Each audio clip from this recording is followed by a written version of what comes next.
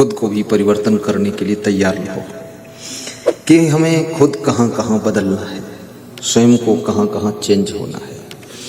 धीरे धीरे मनुष्य का मन जिद्दी भी हो जाता है, हठी भी हो जाता है और किसी की बात को मानता नहीं है। ईगो प्रॉब्लम पैदा हो जाती है। इस प्रॉब्लम को खत्म करने के लिए मनुष्य को दुख देने वाला कौन है?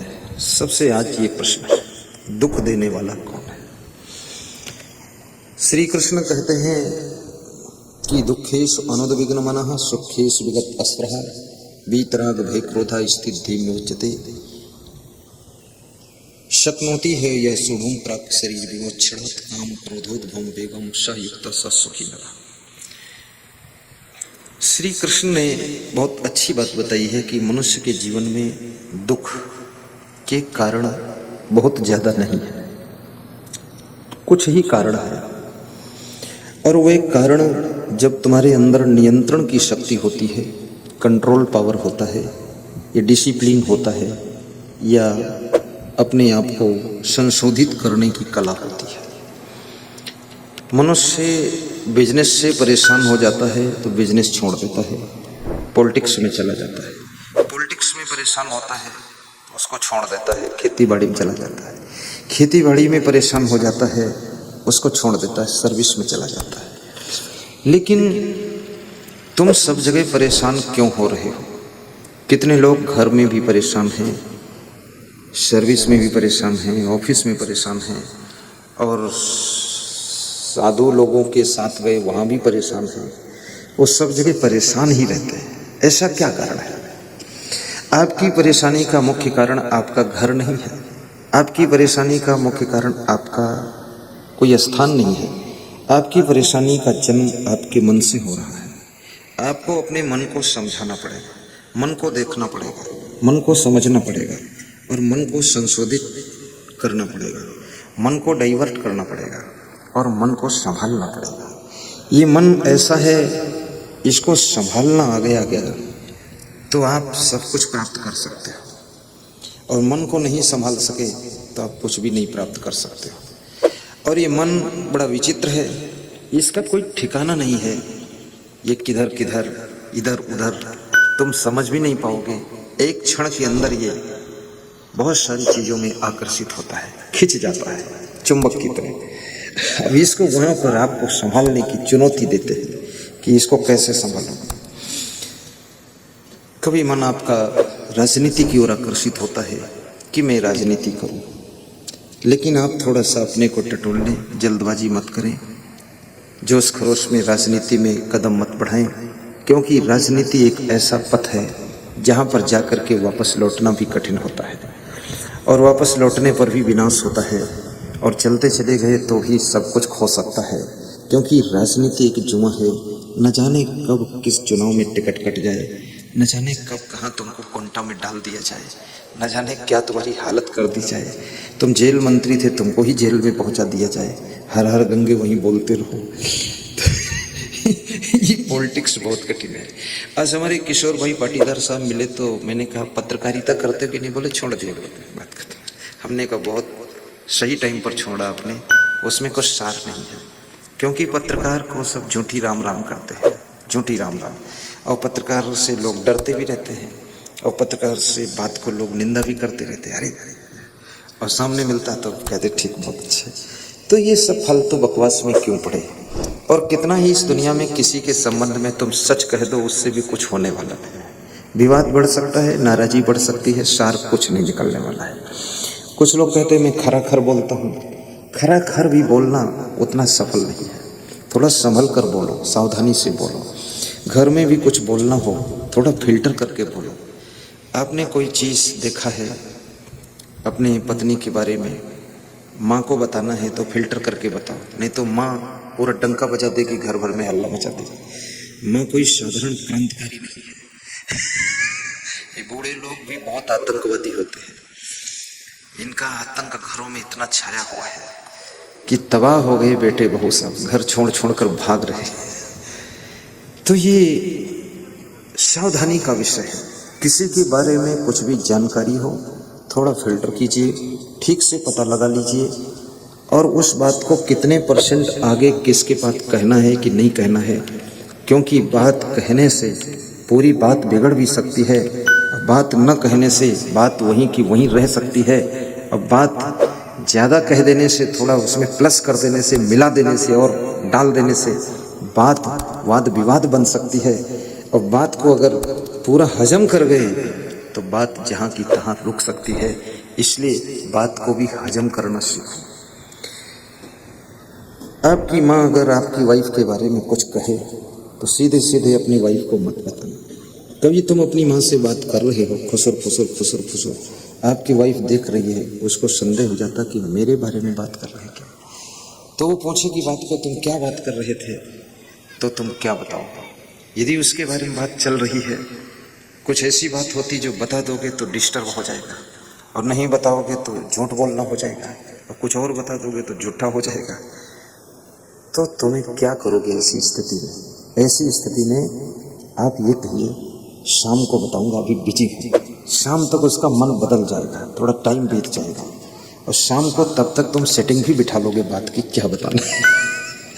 क्योंकि कुछ भी फेर बदल कर बताने के लिए बहुत कुछ सेटिंग बिठानी पड़ती है, अन्यथा वो पकड़ में आ जाती है। और उद्देश्य यह है कि परिवार टूटने न पाए, परिवार बिखरने न पाए, संगठन खंडित न होने पाए, एकता बनी रहे। झूठ और सत्य का महत्व मैं नहीं समझता हूँ, लेकिन अगर झूठ से भी आपका परिवार जुड़ा रह सकता है तो ये झूठ सत्य से बेहतर है।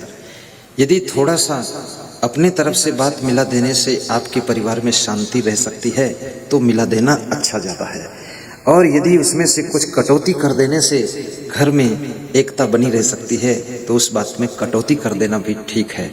और यदि बिल्कुल बात को पी जाने से आपका घर उन्नति की ओर जा रहा है तो आप पी जाइए, और जिंदगी भर के लिए पी जाइए, कभी उसको निकलने मत दीजिए, ओड़ी उदर में राखिए। राजनीति करने वाले लोग जिनको तुम नेता कहते हो ये बहुत बुद्धिमान होते हैं, छोटे बुद्धिमान नहीं होते हैं। ये टीचरों के ऊपर, डॉक्टरों के ऊपर, वकीलों के ऊपर, जजों के ऊपर, कलेक्टरों के ऊपर, IAS अफसर के ऊपर, IPS अफसर के ऊपर, साधुओं के ऊपर, ऋषि मुनियों के ऊपर, पशुपक्षियों के ऊपर और फैक्ट्री मालिकों के ऊपर, उनकी छाती के ऊपर बैठकर शासन करते हैं। आखिर बुद्धि नहीं तो कैसे करते हैं? पढ़े लिखे हो या ना हो, लेकिन है खिलाड़ी, बहुत खिलाड़ी होता है। सब फैक्ट्री मालिक भी उसके कंट्रोल में रहेगा, साधु संत भी कंट्रोल में रहेगा, सबके ऊपर उसका शासन होगा, और बड़े प्रेम से शासन करते हैं, सबसे नम्रता का व्यवहार करते हैं। और आपने देखा होगा मनुष्य के व्यवहार से घर में त्योहार आता है, मन में बहार आती है। यदि आपका व्यवहार बहुत मधुर है, कोमल है, सरल है, तो आपके साथ साथ बहार चलती रहेगी। घर में आई बहार। व्यवहार को सुधारना है, व्यवहार बर्ताव। विदुर जी कहते हैं कि जो लोग समस्त प्राणियों के साथ में कोमलता का बर्ताव व्यवहार करते हैं उन्हें तीर्थ में स्नान करने से भी अधिक फल घर बैठे मिल जाता है। आप तीर्थ में जाओ, वहाँ किसी को ढकेल करके और पहले स्नान कर लो, आपको फल वल नहीं मिलेगा, क्योंकि आपके अंदर क्रोध है, आपके अंदर अहंकार है, आपके अंदर इतना प्रेम नहीं है, करुणा नहीं है। मैं हवाई जहाज में एक बार बैठने के लिए गया तो वहाँ लाइन लगती है हवाई जहाज में, कोई धक्का नहीं मारता है, और धक्का मारना भी नहीं चाहिए। गुरुदेव के पास में व्यास गादी पर प्रणाम करने आइए, दान भेंट करने आइए, माला चढ़ाने आइए, लाइन में लग जाइए, धक्का मत मारो, किसी को छुओ मत, ढकेलो मत, ताकि किसी का मोबाइल, किसी की चैन खोने न पाए। लेकिन अधिकतर लोग धक्का मुक्की शुरू कर देते हैं और ढकेलते हैं एक दूसरे को। काम में टाइम तो उतना ही लगेगा जो यहाँ फूल चढ़ाएगा, थोड़ा सा लगेगा टाइम, 10 सेकेंड, उसको निपटने दीजिए। पीछे से ढकेलते रहोगे, उसका आधा मन तो धक्का खाने में लगा रहेगा। प्रेम से करने दो। तो वहाँ पर एक आदमी ने मुझको देखा तो बोला आप आगे आ जाइए स्वामी जी। तुमने कहा नहीं ले, लाइन में रहो, आप रहो आगे, कोई बात नहीं। तो बोला कि नहीं आप आ जाइए। तो हमने कहा आपको इतना संतोष कहाँ से आया? बोला हम आप ही का सत्संग रोज सुनते हैं आपने सब ये सिखाया है, तो आप मिल गए, यही बहुत अच्छी बात है। और मेरे पास सीट पर बैठ जाना, बातें करेंगे आपसे। कई बार हवाई जहाज में चलते चलते भी हमारे प्रोग्राम सेट हुए, वहीं लोग मिल गए और प्रोग्राम सेटिंग बन गई। कई बार मुख्यमंत्री लोग भी मिल जाते हवाई जहाज में, उन्हीं के साथ फिर बैठ के बातें करता रहता हूँ 1 घंटे तक। तो सत्संग की बात, उसका हाथ का रेखा उखा भी देख लेता हूँ। मालूम तो कुछ नहीं, पर किसी का रेखा को लाओ देख ले तो सोचता देख लेंगे कुछ अच्छा हो जाएगा, तो उसको देख लेता हूँ, वो खुश होता है। और आदमी को खुशियाँ देना चाहिए, आदमी को खुशियाँ देना चाहिए, क्योंकि सब कुछ दुकानों पर मिल जाता है, परंतु खुशियाँ दुकानों पर नहीं मिलती हैं। इसलिए अपने स्वभाव से, अपने व्यवहार से, अपने बर्ताव से, अपनी वाणी से, अपने चरित्र से, अपने विचारों से, अपनी आदतों से लोगों को खुशियाँ देना चाहिए। माता पिता को भी खुश रखना चाहिए, पति पत्नी को भी खुश रखो, सास बहू में खुशी, क्योंकि संसार में दुख बहुत है। क्यों है? क्योंकि लोग समझते नहीं है कि दुख कहाँ से आ रहा है। अगर छोटी सी तुम जिद करोगे तुम्हारे घर में दुख हो जाएगा, हट करोगे दुख पैदा होगा, क्रोध करोगे दुख पैदा होगा, आप वासना में डूबोगे दुख पैदा होगा, थोड़ा सा लालच में फंसोगे दुख पैदा होगा, आप थोड़ा सा ईर्ष्या किसी से करोगे दुख पैदा होगा, अहंकार दिखाओगे दुख पैदा होगा। काम क्रोध और लोभ से सब दुख निकल पड़ते हैं। इसलिए कहते हैं कि कितने लोगों से सुना गया कि मनुष्य का जीवन जो है वो जीते जी नरक में भी पड़ जाता है। कामा क्रोधा तथा लोभा तस्मात् एतत्त्रयं त्यजेत् त्रिविधम नरकस्येदं द्वारम नाशनम आत्मनः एतैः विमुक्तः कौन्ते तमोद्वारै त्रिभिः नरः आचरत् आत्मना श्रेयः ततो यात् परां गतिम्। किसी के प्रति ईर्ष्या का भाव भी मत लाइए। कोई उन्नति कर रहा है, आप उसकी उन्नति से प्रेरणा लीजिए कि मेरे को भी ऐसा करना है और मेरे को सीखना है। यदि मैं नहीं कर पाऊंगा तो कोई बात नहीं, इस व्यक्ति को मेरा धन्यवाद है, क्योंकि उन्नति करना भी कोई साधारण बात नहीं है। इसमें बहुत बुद्धि लगती है, शुद्धि लगती है, मेहनत लगती है, और उन्नति करने में बड़ा त्याग तप करना पड़ता है। ये धन की उन्नति भी कोई छोटी मोटी चीज नहीं है, इसमें भी बड़ी बाधाएं आती हैं।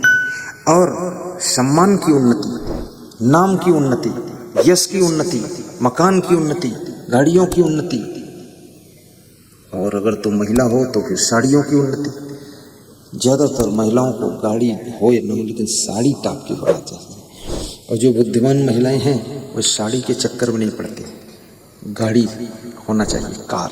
गले में हार हो ना हो, लेकिन घर में कार हो जिसमें बैठ कर चले। कपड़े मीडियम पहन लो, तुम्हें आज हम होशियारी सिखाते हैं, लेकिन 4 व्हीलर गाड़ी रखो, कार रखो, बहुत अच्छी रखो, बोलेनो कार और हांडा कार और ऑडी कार और मर्सिडीज 1,40,00,000 की कार रखो, छोटी मोटी मत रखो। और करना क्या, दुनिया में 2 ही 3 काम होते हैं, एक तो मकान ठीक हो जाए, बच्चों का विवाह शिक्षा हो जाए, बीमार हो तो दवा खा लो, और अच्छी गाड़ी हो, बस। और क्या करना है, थोड़ा बहुत गुरु जी का सत्संग, बस ठीक। इसके अलावा क्या करना, इतना भी नहीं कर पाए तो फिर जिंदगी व्यर्थ हो गई। आपका मकान भी बहुत सुंदर होना चाहिए, गाड़ी भी आपकी बहुत अच्छी होना चाहिए, और आपके द्वारा दान पुण्य भी अच्छा होना चाहिए। साल में 1 बार समस्त ग्रामवासियों को भोजन खिलाइए, कोई उपलक्ष्य हो ना हो, बिना उपलक्ष्य के भी खिलाते, क्योंकि गांव वालों को भोजन खिलाना बहुत जरूरी है। अगर इनको भोजन नहीं खिलाओगे तो ये तुमको भी शांति से भोजन खाने नहीं देंगे, कुछ ना कुछ लफड़ा डालते रहेंगे। मैंने बहुत इस पर सोचा है, तब ये बता रहा हूँ, ऐसे नहीं बता रहा हूँ। छत्तीसगढ़ में एक आश्रम के लिए सरपंच ने जगह दिया 3 एकड़, तो गांव के सब लोग खुश हुए। एक आदमी शोर मचा रहा था कि इतनी क्या जरूरत है, 1 एकड़ ठीक आश्रम के लिए, पंचायत की जगह दिया। तो जो शोर मचा रहा था उसको मैंने बुलाया, इधर आओ, तुम शोर क्यों मचाते हो, कहीं जाना है क्या तुमको? बोले मेरी बेटी का विवाह सामान लेने जाना है। तो मैंने संत से कहा 1 कुंटल शक्कर की कीमत दो, इसकी बेटी के कन्यादान में लगा देंगे। और ज्यों ही 1 कुंटल शक्कर का पेमेंट दिया तो वो 10 मिनट बाद बोलने लगा, अरे 3 एकड़ कम है, इनको 5 एकड़ दो महाराज को।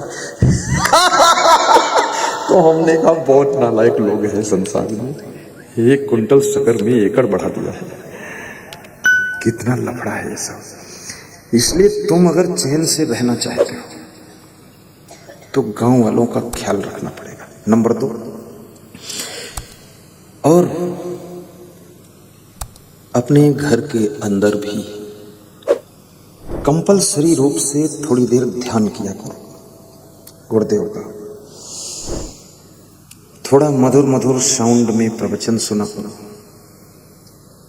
मधुर मधुर साउंड के द्वारा प्रवचन सुना करो, प्रवचन का लाभ ले लिया करो। और थोड़ा सा स्वाध्याय भी किया करो।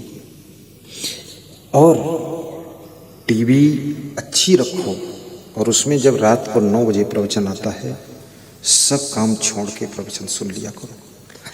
सत्संग सुनने से चिंता कम हो जाती है, टेंशन कम हो जाती है, तनाव कम हो जाता है, दुख हल्का हो जाता है। और सत्संग श्रवण करने से एक चीज और याद रखना, सत्संग की महिमा इतनी है कि सत्संग आपको सद्बुद्धि देता है, बिगड़ने के चांस खत्म हो जाते हैं। नहीं तो मनुष्य एक ऐसा प्राणी है, न जाने कभी बिगड़ जाए। ये दारू पीने लग जाता है, अफीम खाने लग जाता है, बीड़ी पीने लग जाता है, ये इधर उधर घूमने लग जाता है, जुआ खेलने लग जाता है, ताश खेलता रहता है। और कितने लोग कहते हैं टेंशन थी इसलिए हम जो है थोड़ा सा दारू पीने लग गए, इससे चिंता कम हो जाती है। दारू पीने से चिंता कम नहीं होगी, दारू पीने से चिंता और दुगनी होगी। क्योंकि दारू पीने से तुम होश में नहीं रहोगे, बेहोश रहोगे। और दारू पीने से तुम्हारे पास विवेक नहीं रहेगा। और दारू पीने से तुम नशे में समस्या का समाधान ढूंढ भी नहीं पाओगे। इसलिए कभी बड़ी समस्या में फंस जाओ, कहीं फंस जाओ, लोग फंसा दें, कुछ भी कर दें, संघर्ष में डाल दें, उबो डूबो मत, घबराओ मत, धीरे धीरे रास्ता निकालो। याद रखना, ऐसी कोई समस्या का जन्म नहीं हुआ है जिसका समाधान ना हो। समाधान होता है, बस धैर्य रखो, तसल्ली रखो। और इस दुनिया के अंदर सबसे पहले होश हवास में रहना चाहिए। होश हवास, जोश खरोश में नहीं, होश में रहो। नशा व्यसन में मत डूबो, विवेक से सोचो कि मेरी गाड़ी पलट गई है, ट्रक पलट गया है, 2-3 लोग मर गए हैं, अब क्या करना पड़ेगा, उसमें विचार करो। एक पुलिस का अफसर बहुत बड़ा कह रहा था 2 ट्रक है और मेरा 1 ट्रक पलट गया, 2-3 लोग मर गए और मैं पुलिस का आदमी। तो बोले ये दूसरे जिले की घटना है। बोले मैं तुरंत फिर वहाँ पहुँचा अपनी पुलिस ड्रेस में और पुलिस वालों से सेटिंग बिठा लिया और रफा दफा करके फाइल कर दिया। बोले अगर कोर्ट में पहुँच गए तो वो लफड़ा फिर लंबा है। वहाँ तो बड़े बड़े शेर, बबर शेर बैठे कोर्ट में बबर शेर रहते हैं, वहाँ तो पूरा नोच डालेंगे वो लोग। और भारत देश में तो गलत क्या है सही क्या है ये तय होने में ही 20 साल निकल जाएंगे, तुम्हारा टाइम बर्बाद हो जाएगा। एक भैंस किसी गांव से भागती हुई जा रही थी, तो आगे जंगल में बंदर मिला। उसने कहा तुम क्यों भाग रहे हो, इतना भागते कभी देखा ही नहीं तुमको, इतनी स्पीड से, बिल्कुल टॉप गियर में ऐसी छलांग, ये तो बिल्कुल घोड़ी की तरह भाग रहे हो। अरे बोले भाड़ में जाए, घोड़ी बचना है हमको। बोले किससे? बोले गाँव में पुलिस आई। अरे तो पुलिस आई तो तूने क्या गलती किया? अरे बोले जंगली हाथी ने किसी का कच्चा मकान गिरा दिया है, ढकेल के साथ दीवार गिरा दी, उजाड़ दिया है, एक आदमी दीवार के नीचे दब के मर गया है। तो पुलिस हाथी को पकड़ने आई। तो बोले तू तो भैंस है, तू हाथी थोड़े, तू क्यों पकड़ रही है? बोले पुलिस का क्या भरोसा, हाथी तो मिलेगा नहीं, वो भैंस को ही पकड़ लेंगे और ले जाएंगे। और उसको ले जा करके, तो बोले ले भी जाएंगे तो बात को तो सिद्ध हो जाएगा ना कि तुम भैंस हो, हाथी नहीं हो। बोले ये हिंदुस्तान की कोर्ट में सिद्ध होने में 20 साल निकल जाएंगे, तो 20 साल मेरा टाइम बर्बाद हो जाएगा, इसलिए भागने दो। तो बंदर बोला फिर मैं भी भागूं। अरे बोले भाग कर ही बच सकते, बाकी कोई उपाय नहीं। ऐसा तो मामला है। लेकिन कबीर साहब ने एक बड़ा सुंदर गीत कहा है, दुख में मत घबराना पंछी, ये जग दुख का मेला है, घबराओ मत। राम भगवान के पिताजी मर गए, माताएं विधवा हो गई, सीता हरण हो गया, लक्ष्मण को शक्ति बाण लग गया, सुग्रीव भी राम भगवान से असंतुष्ट होकर अपनी राजकाज में फंस गया। भगवान चिंतित हुए कि अब क्या किया जाए। तो लक्ष्मण ने कहा कि आप मुझे आदेश करो, मैं सुग्रीव को मार देता हूँ। अरे बोले तेरे बुद्धि नहीं है, मार मत, बाली को मारा है, मारना अब नहीं है, जाओ सुग्रीव से कहो कि भगवान ने याद किया। लक्ष्मण गए, सुग्रीव से बताया भगवान ने याद किया। सुग्रीव आए, बोले सुग्रीव तुम भूल गए थे क्या? बोले प्रभु ये संसार माया में सभी जीव भूल जाते हैं, आपने याद दिला दिया, बस अब सेवा करूंगा आपकी। तो सुग्रीव की सेना ही तो रावण को परास्त करने में मदद करती है, इसलिए सुग्रीव को अपने साथ लिया था उन्होंने, क्योंकि सेना के बिना युद्ध नहीं हो सकता है। तो ऐसे दुखों में फंसे हुए राम, कबीर साहब एक गीत गाते हैं कि दुख में मत घबराना पंछी, ये जग दुख का मेला है। गाइए सब लोग, दोहराइए 2 मिनट, संत लोग गाइए, बहुत अच्छा है। दुख में मत घबराना पंछी, यह जग दुख का मेला है। चाहे भीड़ बहुत अंबर पर, उड़ना तुझे अकेला है। दुख में मत घबराना पंछी, यह जग दुख का मेला है। चाहे भीड़ बहुत अंबर पर, उड़ना तुझे अकेला है। नन्हे कोमल पंख तेरे और गगन की ये दूरी, नन्हे कोमल पंख तेरे और गगन की ये दूरी, बैठ गया तो होगी कैसे मन की अभिलाषा पूरी, बैठ गया तो होगी कैसे मन की अभिलाषा पूरी। उसका नाम अमर है जग में, जिसने संकट झेला है। उसका नाम अमर है जग में, जिसने संकट झेला है। दुख में मत घबराना पंछी, ये जग दुख का मेला है। दुख में मत घबराना पंछी, ये जग दुख का मेला है। चाहे भीड़ बहुत अंबर पर, उड़ना तुझे अकेला है, उड़ना तुझे अकेला है, उड़ना तुझे अकेला है, उड़ना तुझे अकेला है। जब तक सूरज आसमान पर बढ़ता चल तो चलता चल। जब तक सूरज आसमान पर बढ़ता चल तो चलता चल, गिर जाएगा अंधकार जब बड़ा कठिन होगा पल, गिर जाएगा अंधकार जब बड़ा कठिन होगा पल। किसे पता क्या उड़ चलने का आ जाता कब बेला है। दुख में मत घबराना पंछी, यह जग दुख का मेला है। दुख में मत घबराना पंछी, यह जग दुख का मेला है। चार प्रकार के दुख होते हैं। अभावजन्य दुख, हानिजन्य दुख, अपमानजन्य दुख, वियोगजन्य दुख।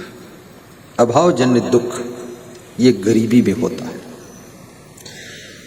जिन गरीबों के पास में आवश्यकता भर का भी सामान नहीं है, कुर्सी नहीं है, मेज नहीं है, ठीक से किचन नहीं है, किचन है तो बर्तन नहीं है, बर्तन है तो भोजन बनाने के आइटम नहीं है।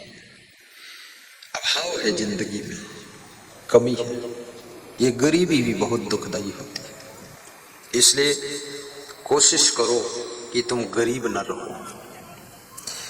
स्वतंत्र है देश, स्वतंत्र हो तुम, स्वतंत्र है तुम्हारे कार्य। बिजनेस भी कीजिए, सर्विस भी कीजिए, योग्य भी बनिए, मेहनत भी कीजिए। मांस मछली अंडा नशा शराब जुआ बीड़ी सिगरेट गांजा चरस तंबाकू आदि का सेवन मत कीजिए। घर में लड़ाई झगड़ा मत कीजिए, कलह कलेश मत कीजिए, पति पत्नी से भिड़ंत मत कीजिए और तकरार न करो। घर में गरीबी नहीं रह सकती। तुलसीदास बहुत बुद्धिमान व्यक्ति है। तुलसीदास क्या कहते हैं? जहां सुमति तहां संपत्ति नाम। आपके घर में सुमति होना चाहिए। जहां कुमति तहां विपत्ति निधाना। कल मैं शैलाना तहसील रतलाम जिले से विदा हो रहा था तो एक सज्जन अपने घर में ले गए, तो वहां कोई दूसरी पड़ोस की लेडीज आ गई। बड़ी टिलटिल स्वभाव की लेडीज थी। तो उसने कहा हमारे घर में बहुत कलेश है। तो मैंने कहा क्या कलेश है? बोले लड़ाई झगड़ा बहुत होता है। तो हमने कहा कौन करता है? तो बोली मैं भी करती हूँ, पति जी भी करते हैं। तो हमने कहा जब तुम करती हो और तुम जानती हो कलेश लड़ाई से है तो मत करो। बोले हमारी कोई सुनता नहीं है। तो हमने कहा तुम किसी को सुनती हो? बोले सुनने वाला कोई बोलता नहीं है। बड़ी कुदर की महिला थी। तो हमने कहा तुम बोला ना करो माता जी, चुप रहा करो, गम खा लिया करो। आपके बहू भी है, पोता भी है, बेटा भी है। अब तुम पति पत्नी लड़ोगे तो असर क्या पड़ेगा? बोले असर तो जो पड़ना था पड़ चुका है। तो हमने कहा तो मेरे से फिर क्यों कह रही हो? बोले कुछ आप करो तो ठीक हो जाए। मैंने कहा तुम बिगाड़ती हो, हम ठीक करेंगे। तो जिनके घर में गए थे उनकी माता जी बहुत बुद्धिमान थी। उसने कहा कि गुरुदेव बस इनको एक फूल आशीर्वाद में दे दो और विदा कर दो। बस ये नहीं समझे कि मेरी पड़ोसिन है और मैं इसका सब जानती हूँ। हाल निकलो, चलो ले फूल ले ले जाओ। गुस्सा बहुत आती है। 60-70 साल हो गई है, रोती भी है, कहती है हमारे पियर में कोई नहीं है, माँ बाप मर गए हैं। तुमने कहा जिंदा होते तो क्या वापस पियर चली जाती तुम? बोले कोई नहीं है, नहीं तो वहीं रह लेती, चली जाती है। अब ऐसा ऐसा दिमाग लोगों का गर्म दिमाग है।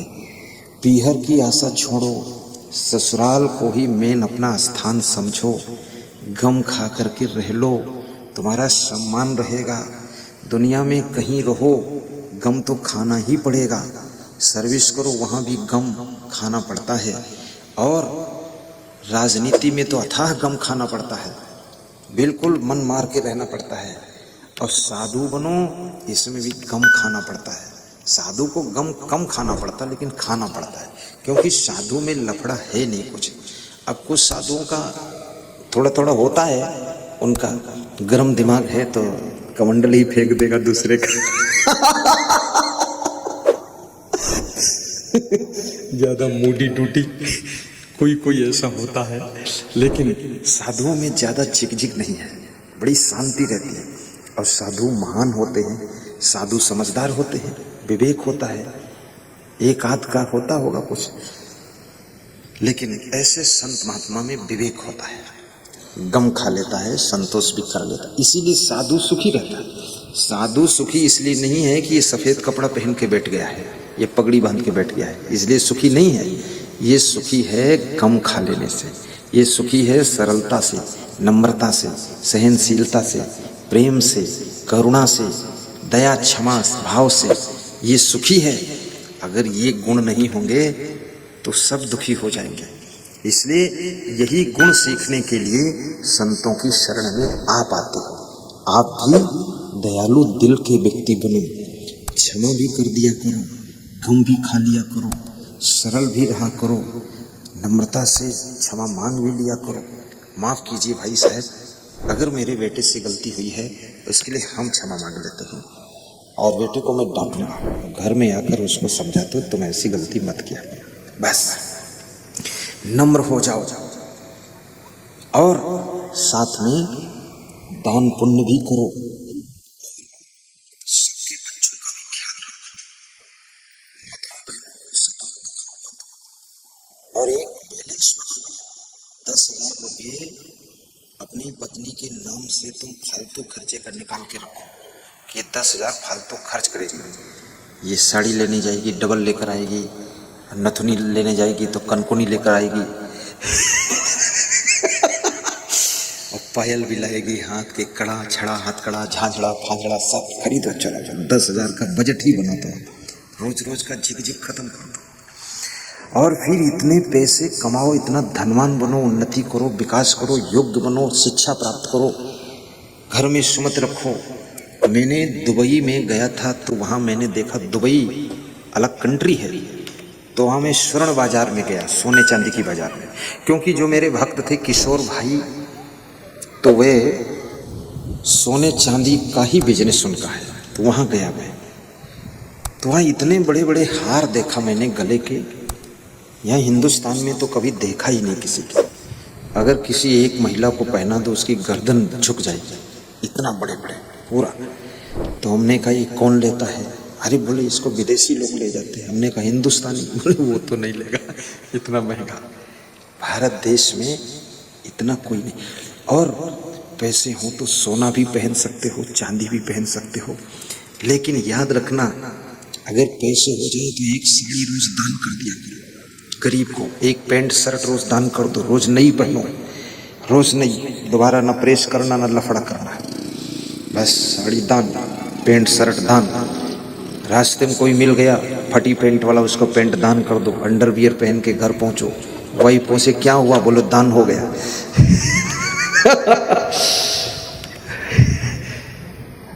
दानी बनो। कंबल भी दान कर दो, थाली कटोरी दान करो, पुरानी रजाई दान कर दो, पुराने गद्दे दान कर दो, गरीब को पुराना मिल जाए, टूटी कुर्सी, एक टांग टूट गई हो कुर्सी को दान कर दो, गरीब आदमी एक टांग लगा लेगा, 4 टांग तो खरीद नहीं पाएगा, काम चलेगा उसका। ये दिल होना चाहिए। घर में 2 लाख का कमरा भरा है कबाड़ खाना से, निकालो सामान दे दो, लोगों को छुट्टी कर दो, साफ सुथरा जगह हो जाए। वो दान के पुण्य के प्रभाव से नया सामान तुम्हारे घर में आ जाएगा, इसकी गारंटी हम लेते हैं, इसमें कोई चिंता की बात नहीं है। और फिजूल खर्ची बिल्कुल ना करो। फिजूल में तो बातचीत भी मत करो, फिजूल में कहीं खड़े भी मत हो, फिजूल में टाइम भी मत खर्च करो, और फिजूल में कुछ बोलो भी मत, और फिजूल खाओ पियो भी मत।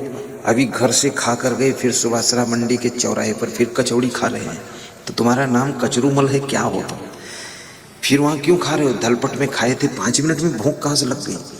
वहाँ मत खाओ कचरा पचरा, बस फिर आना घर खा लेना। और भूख भी लगे तो बाजार में एक केला लेकर खा लो, एक अमरूद लेकर खा लो, एक सेव फल लेकर खा लो, एक टमाटर लेकर नमक के साथ खा लो। और कचौरी भी बहुत खाने का मन है तो जो साफ सुथरा बनाता हो, एक कचौरी एक समोसा बस खा लो, 5-5 कचौरी नहीं, फिर पेट खराब होगा, स्वास्थ्य खराब होगा, डाइजेशन खराब होगा, कब्जियत बनेगी, डिस्टर्ब होगा, ऐसा ध्यान रखना। और अपने घर वालों से खूब प्रेम किया करो।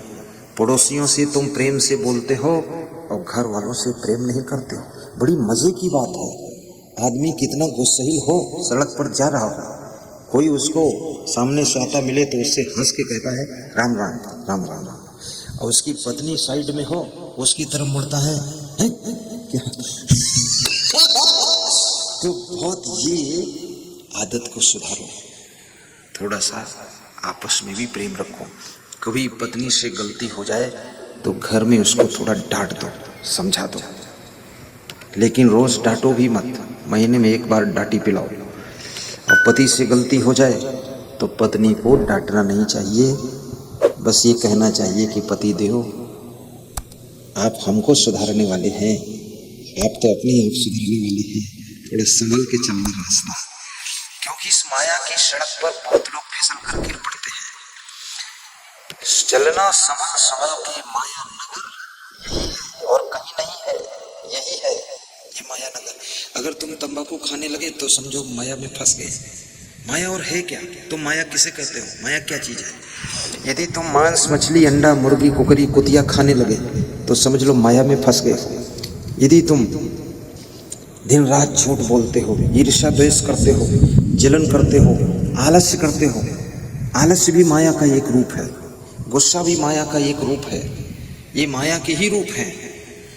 इस माया मोह से बचना, और साथ साथ में एक चीज चुपके से बता देता हूँ, इसको बहुत ध्यान रखना कि तुम्हारा भाग्य हर वर्ष बदलता है, हर रोज बदलता है, हर महीने में बदलता है, हर महीने में बनता है और बिगड़ता है। ये भगवान के घर देर है अंधेर नहीं है। भाग्य का सूरज, तुम्हारे पास गरीबी है तो भी घबराना मत, कभी अमीरी आ सकती है। मनोबल मत गिरने दो, दुखी न रहो। गोधन गजधन बाजधन और रतन धन खान, जब आवे संतोष धन सब धन धूरि समान। संतोषामृत तृप्ता नाम तत्सुखम शांत चेतसाम, न च तद्धन लुब्धा नाम इतस्य एतस्य धावताम।